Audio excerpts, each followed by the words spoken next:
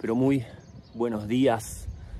Estoy en Villa Unión, al oeste de la provincia de La Rioja, a 1100 metros de altura, cerca de la precordillera. Esto es un valle que está entre la zona de precordillera por un lado y la zona de Famatina por el otro. Para algunos es el noroeste argentino, para otros es Cuyo, el Cuyo argentino. Y hoy les quiero hablar de algo relacionado con lo que tenemos acá, con la cruz. Venimos hablando de pensamiento religioso, de antropología de las religiones en este viaje. ¿Por qué? Porque cuando uno recorre estos lugares se encuentra mucho con el cristianismo y se encuentra mucho con las creencias de la gente en torno al cristianismo y al catolicismo. Recordemos que Latinoamérica tiene una herencia española, de la conquista española, y con eso una herencia muy fuerte de la religión católica. Pero hoy quiero hablarles de algo, de la raíz del pensamiento cristiano, no para profesar el cristianismo, sino para, de alguna manera, demostrar que a pesar de que creamos o no, vivimos en una cultura judeo-cristiana. Entonces hay muchos valores que están arraigados, que están escondidos de alguna manera, y que determinan nuestra forma de pensar, de sentir y de hacer en el mundo. ¿Qué quiero decir con esto? No es que somos católicos, no es que seamos cristianos, si no lo sos. Yo particularmente no profeso el cristianismo, si bien mi familia medio por default me ha bautizado, como le pasa a mucha gente. Nuestra forma de pensar judeo-cristiana está presente. Hay un autor que se llama René Giraud, René Giraud sería en francés. Es un antropólogo que se dedica a la antropología filosófica. No es un antropólogo de los de estilo de territorio, de los antropólogos que hacemos investigación en campo, que hacemos etnografía. La antropología filosófica quizás es una rama más de la teología, por lo que tengo entendido, y trata de pensar los diferentes temas del ser humano desde una perspectiva filosófica y quizás también antropológica, cuestionando algunos puntos, algunas formas de ser que se están dando por naturalizadas. René Giraud tiene un libro que se llama Veo a Satán caer como un relámpago, veo a Satán caer como un rayo. En ese libro explica por qué para él, y vuelvo a decir, esto no es opinión mía, sino es lo que piensa este autor, explica por qué los textos de la Biblia, del Nuevo Testamento y todo lo que da forma, y toda la narrativa que da forma al cristianismo, es como la forma diferente de pensar religiosamente en la historia de la humanidad. Dice que hay un antes y un después del cristianismo. Por ahí estoy diciendo una verdad de perogrullo, pero lo dice en el sentido de que el relato mítico del cristianismo, el relato sobre todo de la vida y obra de Jesús, viene a marcar un antes y un después con todas las narraciones míticas que se hicieron en la historia de la humanidad, inclusive las grandes religiones como la religión musulmana y el judaísmo. ¿Por qué? Explica él. Dice, bueno, podemos verlo sobre todo en lo que es la narración del Vía Crucis, el momento donde a Jesús lo culpan por algo que no cometió, lo acusan de algo que es una injusticia y lo obligan de manera cruel a cargar con su propia cruz, a sufrir de manera excesiva para terminar crucificado en la misma cruz que fue obligado a portar hasta la punta de ese cerro, de esa montaña, y finalmente morir. ¿Qué es lo que dice René Giraud con eso? Dice, esta es la primera narración mítica en la historia de la humanidad donde el narrador, el punto de vista del que narra, está dispuesto de una forma que visibiliza la crueldad que se ejerce con la víctima. Aparece la idea de víctima por primera vez en la historia de las religiones y aparece la idea de denunciar la crueldad. Dice que hasta ese momento había episodios violentos que se narran en diferentes mitos y en diferentes tradiciones de diferentes pueblos, pero nunca se narraban de modo tal que vos, al leer o al momento en el que te cuentan la historia, vos sientas realmente que es injusto lo que está pasando. A Jesús lo que le está pasando es injusto, y el Vía Crucis y esa narración nos hace sentir que estamos viendo un acto de injusticia y un acto de excesiva crueldad. No sé si recuerdan, yo no soy un gran memorizador de cosas y no soy un estudioso de la Biblia ni nada de eso, pero el Vía Crucis tiene que ver con esto de Jesús siendo lapidado por los soldados romanos, Jesús habiendo sido dejado solo frente a lo que le está pasando, carga su propia cruz, le clavan una lanza, es una escena como de por más sangrienta, dolorosa, y que despierta esta idea. René Giraud dice que, en contraposición, por ejemplo, con la idea del chivo expiatorio, que es una idea que viene del judaísmo, ustedes conocerán mucho la frase del chivo expiatorio. A tal persona la acusaron de chivo expiatorio.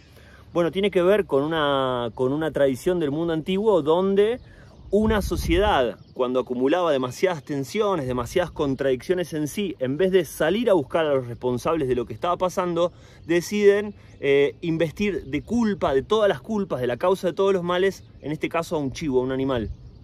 A ese chivo se lo expulsa del lugar donde vive la comunidad y se lo expulsa al desierto, para que se pierda en el desierto y se muera de hambre, o sea, comido por depredadores.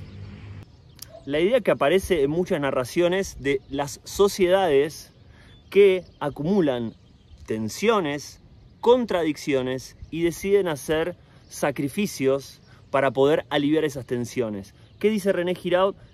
Los sacrificios logran distender esos momentos picos de crisis que puede tener una sociedad, pero no atacan las causas de los problemas y no detectan los responsables de quienes causaron esos problemas. Eso tiene un trasfondo, digamos, que puede ser pensado para el mundo tribal, para el mundo antiguo, pero lo podemos pensar hoy en día, lo podemos pensar sin ir más lejos, hace 20 años en la Argentina con la crisis del 2001, donde se acumularon muchas tensiones, muchas situaciones de crisis vinculadas con lo político, con lo económico, con lo social, que divinieron en una suerte de rebelión del 2001 al grito de que se vayan todos. En Argentina era muy común que se dijera en esa época que se vayan todos, los políticos no sirven, estamos mal por causa de los políticos. Y esa suerte de tensión que revienta en un acto de violencia colectiva, de alguna manera puede ser homologado o pensado al igual que estos momentos de tensión que requieren sacrificios en el mundo antiguo. La idea del chivo expiatorio, les decía, tiene que ver con eso, con culpar a alguien y atribuirle la causa de todos los males. René Giraud dice que pasa eso, pasa lo mismo con Jesucristo. Es la misma narración que vemos en otras historias. La sociedad le embiste la culpa a una sola persona y cree que eliminando a esa sola persona van a desaparecer los problemas. En realidad lo que desaparece es la tensión del momento, pero esos problemas siguen estando y van a volver a aparecer. Lo que dice este autor es que por primera vez leemos un episodio de violencia colectiva, de catarsis colectiva, donde realmente se denuncia que lo que se está haciendo es injusto. Jesús es una víctima y lo que estamos viendo es un acto de crueldad enorme. ¿Qué dice que propone el cristianismo? Bueno, el cristianismo propone para este autor una mirada totalmente diferente, que es la de una sociedad que se tiene que hacer cargo de sí misma, cargo de sus propios problemas, de sus propias responsabilidades y dejar de culpar a los demás.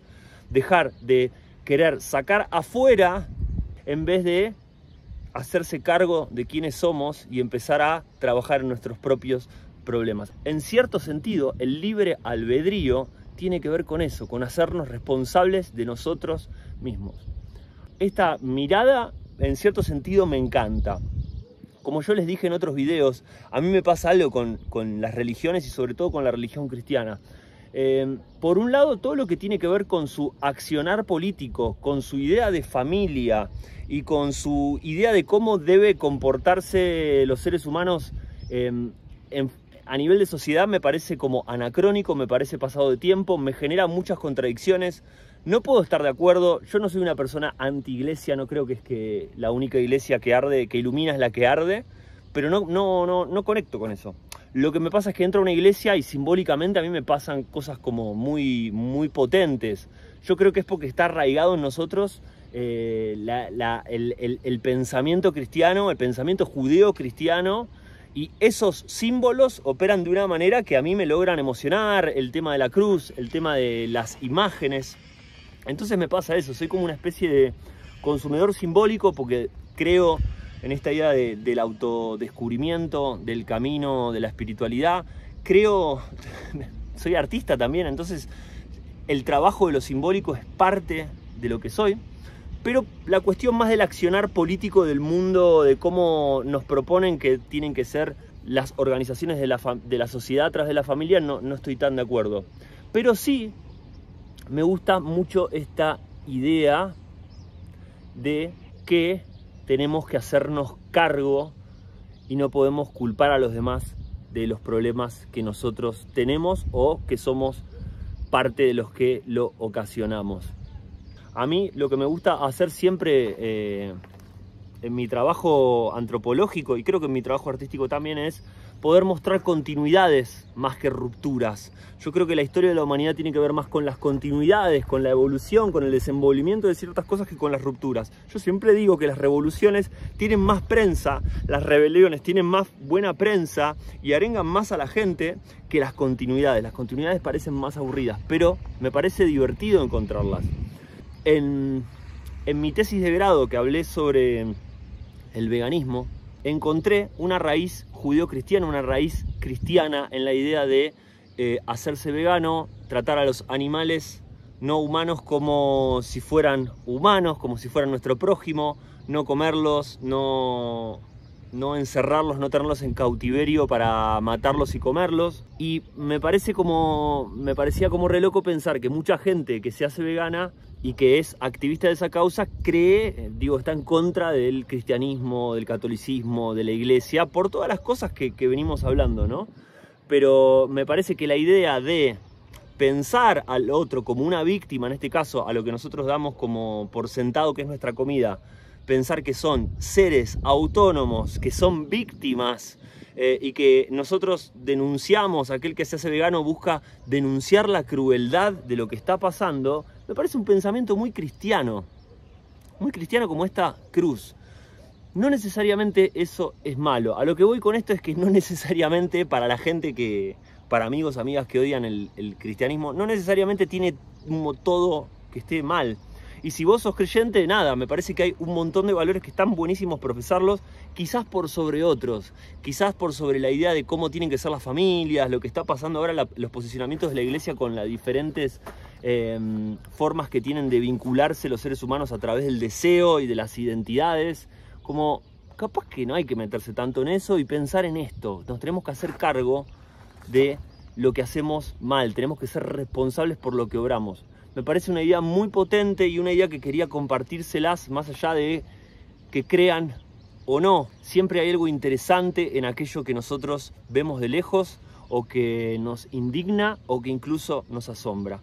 Esa idea opera en todos nosotros, la idea de la víctima y la denuncia de la crueldad, y la visibilización de las víctimas. Entonces mi pregunta para el final de este video, para que vos te lleves a tu vida, es: ¿de qué te tenés que hacer cargo?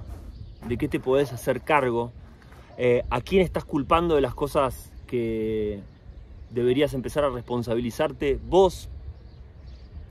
Y también, ¿cuál es la crueldad que estás cometiendo? Y quizás cuáles son las crueldades que vos estás permitiendo en tu vida, en tu accionar, en tu trabajo, en tu familia. Yo siempre pienso que el primer lugar donde uno descubre el amor es la familia. Y también es el primer lugar donde uno descubre el bullying. No es en el colegio. A veces nuestros padres pueden ser muy crueles con nosotros. ¿Qué crueldad tenemos incorporada y que tenemos que empezar a desnaturalizar? ¿Qué es lo que tenemos que empezar a mirar de una manera diferente? Empezar a observarlo. Así que nada, estoy en Villa Unión, Rioja. Miren qué lindo, miren qué linda la montaña.